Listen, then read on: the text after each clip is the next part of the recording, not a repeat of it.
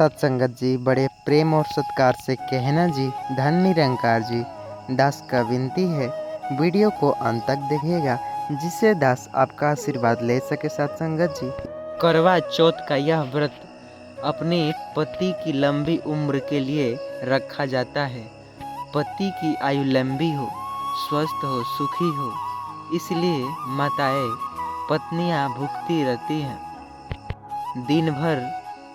यह करवा चौथ का व्रत साल में एक बार इसलिए आता है कि पति पत्नी की हटापटी है, तो करवा चौथ के दिन कम से कम बेचारी आपके लिए दिन भर से भूखी है।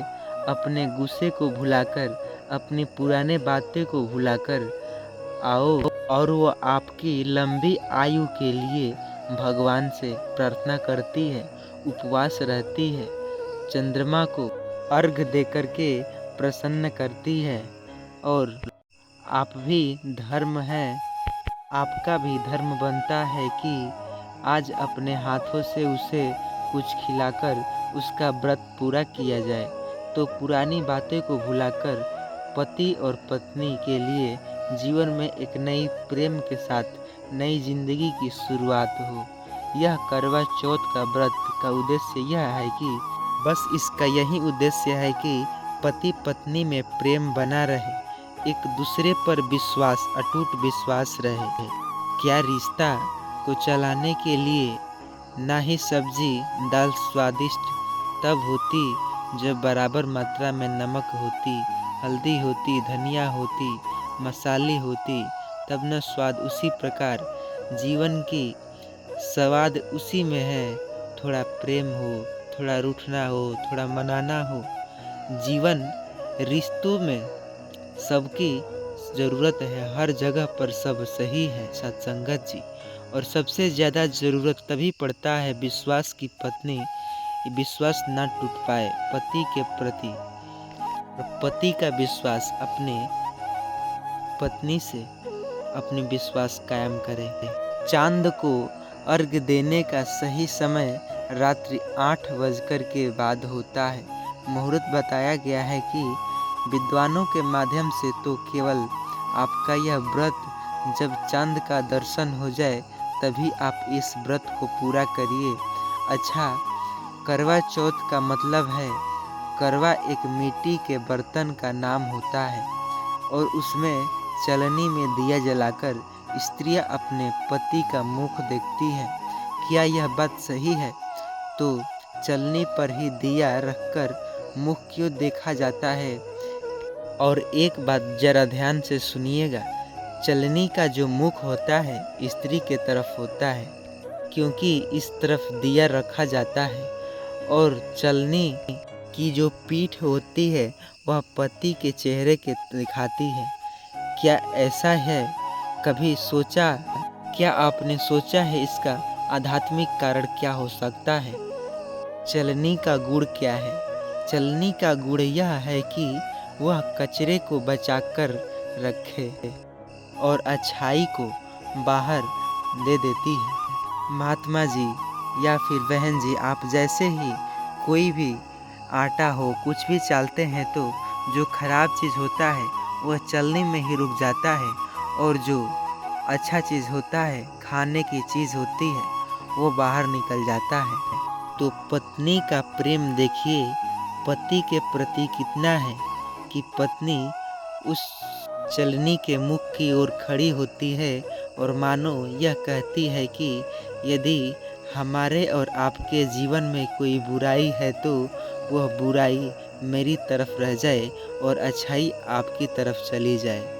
यह पत्नी का प्रेम है। जो चलनी के इस कार्य से एक स्त्री अपने पति को यह कहना चाहती है कि मैं आपके जीवन को, इस रिश्ते को हर बुराई में अपनी तरफ ले लेती हूँ और आपकी तरफ केवल खुशियाँ ही खुशियाँ जाए। पत्नी जो होती है ना, वो पति के खुशी में ही खुश रहती है। पत्नी का कोई दुख नहीं, कोई सुख नहीं, यह समर्पण का त्योहार है।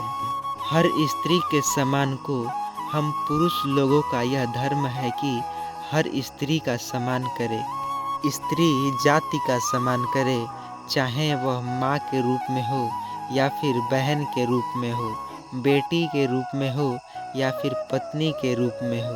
पत्नी का बहुत ही अच्छे से ख्याल रखना चाहिए। करवा चौथ की आपकी मेरे तरफ से बहुत बहुत बधाई हो, हार्दिक शुभकामनाएं। आप सबके जीवन में पति पत्नी के रिश्ते जब अच्छे होते हैं, न जाने जब पति पत्नी सुख में जीवन व्यतीत करते हैं, तभी मन भगवान में भी लगता है, सत्संग में भी लगता है। जो पति को पतन से बचाए वह पत्नी होती है सत्संगत जी। इसलिए पत्नी का धर्म है कि आप अपनी गृहस्थी में रहकर प्रेम पूर्वक, शास्त्र कहता है कि पतिव्रता नारी जिसके मार्ग में सिंदूर हाथ में, चूड़ी गले में, मंगलसूत्र पवित्रता नारी का, यह शुभ कार्य के लिए जा रही है और पवित्रता नारी के दर्शन हो जाए। आप कार्य सिद्ध होता है तो केवल नारी के दर्शन से पतिव्रता नारी शुभ सूचक होती है। किसी के घर का झगड़ा किससे होता है शुरू? स्त्री से शुरू होता है, और किसी का घर का झगड़ा पुरुष से होता है। मैं आपको यह निवेदन करना चाहूँगा कि यदि पुरुष झगड़ा शुरू करता है तो जब आपको पता है कि मेरे पति की ओर से झगड़ा होता है, तो फिर आप उस पर घी क्यों डालते हो? तभी भड़कती है जब उसमें घी हो। चलिए बची खुची एक कथा के माध्यम से सुनते हैं। करवा चौथ पति पत्नी द्वारा किए जाने वाली गलती से बचाव पर निरंकारी दृष्टिकोण के माध्यम से बता रहा हूँ। करवा चौथ व्रत भारतीय संस्कृति में पति पत्नी के प्रेम और समर्पण का प्रतीक माना जाता है। यह दिन नारी के त्याग, विश्वास और भक्ति को दर्शाता है, जिससे वह अपने पति की लंबी आयु और सुखी जीवन के लिए व्रत करती है। लेकिन इस अवसर पर यदि पति पत्नी कुछ भी व्यवहारिक गलतियां से बचे तो यह पर्व उनके रिश्ते को भी अधिक मजबूत कर सकता है। आइए निरंकारी सत्संग के सिद्धांतों के अनुसार प्रेम, अहंकार, त्याग और सही गुणता के मार्ग पर चलना पति पत्नी रिश्ते के लिए अनिवार्य है। आइए इस वीडियो के माध्यम से जानते हैं करवा चौथ के अवसर पर किन गलतियों से बचना चाहिए ताकि आपसी प्रेम में, समर्पण में वृद्धि हो सके। सत्संगत जी, अहंकार और अपेक्षा से बचें। गलती कई बार करवा चौथ पर पति या पत्नी किसी अपेक्षा को पूरी तरह से होने वाली दुखी या क्रोधित हो जाते हैं। ये नहीं लाए, वो नहीं लाए। निरंकारी अहंकार और अपेक्षाकृत रिश्तों को कमज़ोर करते हैं। ये पवित्र का उद्देश्य है प्रेम और त्याग को दर्शाना है, न कि भौतिक इच्छाओं को प्राथमिकता देना है। ये नहीं कि आप दिखावे के लिए करवा चौथ कर रही हैं और बगल में तो जो हो रहा है सो हो ही रहा है। समाधान यह है कि पति पत्नी दोनों को इस बात का ध्यान रखना चाहिए कि यह पर्व आंतरिक शांति और सामंजस्य का प्रतीक है। अपेक्षाओं से मुक्त होकर एक दूसरे को समझें और सराहें, जिससे दोनों में आपसी प्रेम मिलजुल कर रहेंगे। ध्यान केवल परंपराओं पर न दें, प्रेम को प्राथमिकता दें। गलती कई परिवार में करवा चौथ केवल औपचारिकता या रीति रिवाज तक सीमित रह जाता है, लेकिन यही हम जानेंगे निरंकारी सत्संग के अनुसार परंपराएं तभी सार्थक है जब उनमें प्रेम और श्रद्धा का भाव हो। यदि केवल दिखावे के लिए व्रत किया जाए तो उसका वास्तविक अर्थ खो जाता है। सत्संगत जी, समाधान यह निकलता है कि पति पत्नी को अपने रिश्ते में केवल परंपराओं का पालन करने के बजाय भावनात्मक जुड़ाव पर ध्यान देना चाहिए। करवा चौथ का व्रत प्रेम, आशीर्वाद का प्रतीक बने, न केवल अनुष्ठान करें। जानेंगे कैसे बचे। गलती कई बार पति पत्नी के बीच इस दिन गलत फहमियाँ या संवाद में भी कमी हो जाती है। ये आप नहीं कर रहे हो, यहाँ जा रहे हो, वहाँ जा रहे हो, जिससे दिन का महत्वपूर्ण धूमिल हो जाता है। जानते हैं निरंकारी में संवाद और विशेष महत्व है। प्रेम और विश्वास तभी गहराते हैं जब दोनों में बीच घुल मिल कर बातचीत होती हो। करवा चौथ के दिन एक दूसरे से समय बीतते गए अपने मन की बात साझा करें और दूसरों की भावनाओं को समझें। जानते हैं त्याग और सहनशीलता का अभाव न हो। गलती करवा चौथ के दौरान कई बार छोटी छोटी बातों पर तकरार हो जाती है, जैसे पूजा की तैयारी में कमी या समय पर उपहार न देना।